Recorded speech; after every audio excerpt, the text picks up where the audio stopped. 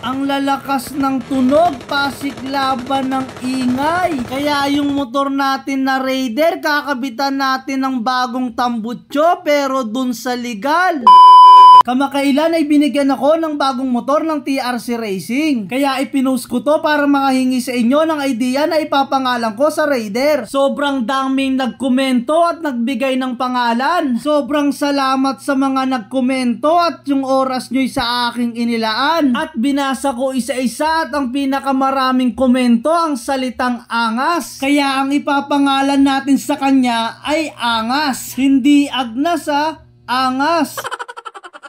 Gusto ko kasi kapag nakita nyo yung motor ko ay mapapasalita na lang kayo ng Apoga Angas. Yun talaga yung gusto ko dati, yung motor ko lang talaga yung mapapansin nyo. Kaya nga Blue Max yung pinangalan ko, gusto ko kasi yun lang yung makikilala nyo kahit hindi na ako. Kaya umpisaan ko nang ipakita sa inyo itong bago kong tambutso. At ipaparinig ko rin sa inyo kung gaano ba kaingay ito. Syempre gagamitin din natin to pang araw-araw, daily use. Bukod sa napakaganda na at maporma, yung pera nyo pa ay di malulus. Kaya babaklasin ko na yung lumang tambutso para mapalitan. Dahil sa totoo lang talaga, yung lumang tambutso ay medyo kinakalawang na kaya kailangan na talagang palitan. At sa mga hindi nakakaalam, 2019 model yan, second hand lang yung nabili namin. Kasi ito lang talaga yung gusto ko, hindi naman talaga ako demanding. Hindi naman kasi kayang tumbasan ng halaga yung tiwala. Kaya nagpapasalamat ako sa TRC Racing at sa mga ibang brand ko na binigay sa akin yung salitang tiwala. Ito na pala yung ikakabit natin, kapareho lang ng stock yung tubo. Napalitan lang siya ng stainless kaya malabo ng kalawangin to. Bali 3 putol yan, kung mapapansin nyo, napakaganda pa ng pagkahinang. Ayan yung canister, sobrang kintab, pwede ka na magsalamin, masyadong nakakasilaw. Kaya ikakabit na natin yan, sobrang ganda, bagay na bagay. Parang ikaw sa crush mo, patay na patay, di naman kayo bagay.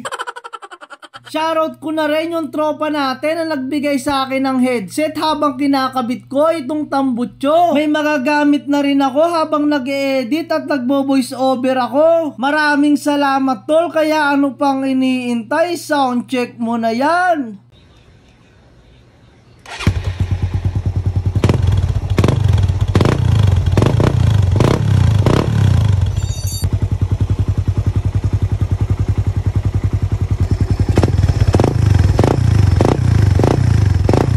Silencer.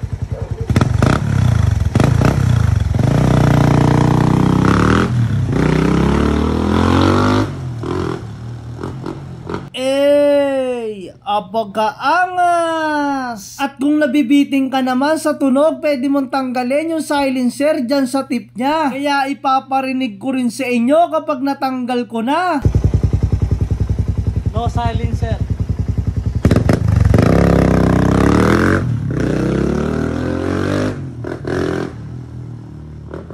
Hanggang dito na lang muna. Antayin nyo kung ano pa yung mga ikakabit ko. Kaya salamat sa panonood. Ingat!